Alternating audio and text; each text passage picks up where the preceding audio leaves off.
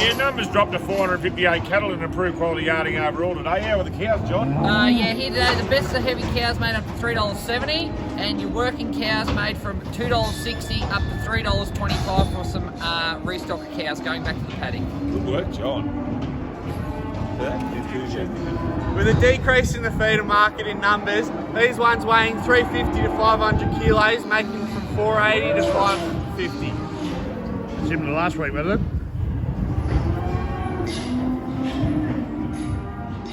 Yeah, the best of the trade here today, as you can see, quality's really starting to show the winner as it's starting to bite now. Not a lot of these better shop bodies.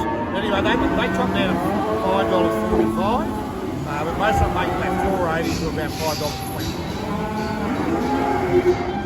Yeah, heavier restocker steers are still very strong today. These steers here weighing from $2.60 to $3.20, making from $5.80 through to $6.70.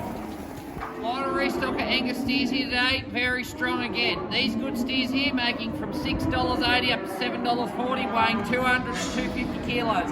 Very, very strong market. The yarding of 10 bulls here today, heavy bulls topped at $3.15.